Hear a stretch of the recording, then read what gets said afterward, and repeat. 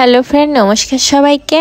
আজকে সন্ধ্যা লাগিয়ে আমি বসেছিলাম, আমি আর মা মেয়ে দুজনে চা বিস্কিট খাচ্ছিলাম আর গল্প করছিলাম। হঠাৎ করে দেখি আর্য বাজার থেকে মোট 4 কেজি মাছ এনেছে। একটা 3 কেজির বড় সাইজের সিলভার কাপ আর 1 কেজি মতো ট্যাংরা মাছ। কিন্তু এত বড় মাছ আমি প্রথমে ভাবছিলাম যে কেন কাটিয়ে আনেনি, কাটতে আমার খুব কষ্ট হবে এটা ভেবে। তারপরে যে ভাবলাম যে না, আমি বসে বসে একটু মাছ কাটি, কারণ আমার তো তেমন কোনো কাজ নেই আর একটা ভিডিও হয়ে যাবে আর আপনাদের সামনে শেয়ারও করতে পারবো। যাই হোক, আমি আর আমার মা দুজন মিলেই কাজ করছিলাম। আর আমার মা এত দুষ্টু, ওকে নিয়ে কাজ করতে গেলে আমার একটু প্রবলেমই হয়। তারপরে কি আর করব বলেন, বাসায় তো আর কেউ থাকে না, আর ওর তো খেলার সাথে আমি ছাড়া আর কেউ নাই।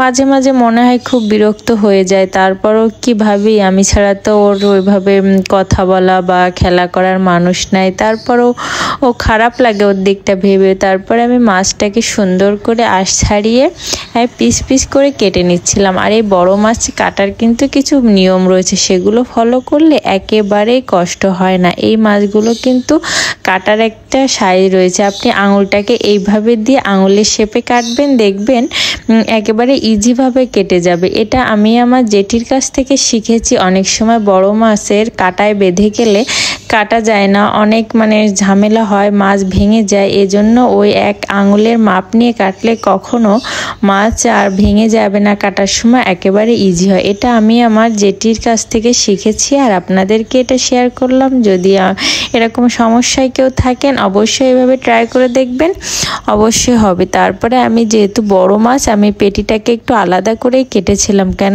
এত বড় মাছের পেটি আর গাদার সাইজটা একই রাখলে অনেক বড় হয়ে যায়। এই জন্যে আমি দুটা পার্টই আলাদা করে করে কেটে নিয়েছিলাম। আর এর মাছের তেল কিন্তু আমি আগেও অনেক ভিডিও বলেছি যে এই মাছের তেলে যদি কোনো ময়লা না থাকে তাহলে কিন্তু খেতে অনেক বেশি স্বাদ লাগে আমার কাছে। আর ময়লা থাকলে সেই তেলটা খাওয়া যায় না, ফেলে দিতে হয়। তারপরে দেখি মাছের তেলে কোনো ময়লা নেই, এই জন্য আমি আলাদা একটা পাত্রে রেখে দিলাম। এটাকে সুন্দর করে হয়তো শুক্তো রান্না করে খাওয়া যায় বা পেঁয়াজ রসুন কাঁচা ঝাল দিয়ে ভাজি করে গরম ভাতের সাথে অনেক ভালো লাগে। আর এই মাথাটায় আমি কোনো মাছ রাখিনি, এর কারণ আমি এই মাথাটা দিয়ে মুড়িঘণ্টর ডাল রান্না করব। আমার মুড়িঘণ্টর ডাল খেতে অনেক বেশি ভালো লাগে বড় মাছের মাথা দিয়ে, এই জন্য। আর এই ট্যাংরাগুলো এত বড় বড়, আর ট্যাংরা মাছ কিন্তু কাটা একেবারে ইজি।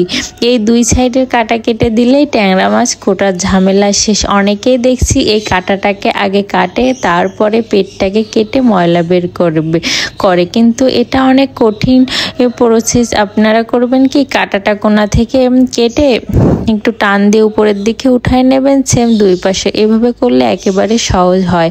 আমি এইভাবেই কুটি, এজন্য ট্যাংরা মাছ কুটতে আমার কোনো টাইম লাগে না, যেই সে হয়ে যায়। আর এই মাছগুলো অনেক বড় ছিল, 5টা মাছেই 1 কেজি হয়েছে। তাহলে ভাবেন কত বড় বড় ট্যাংরা মাছ। আর মাছগুলোর পেটে সবই ডিম ভর্তি ছিল।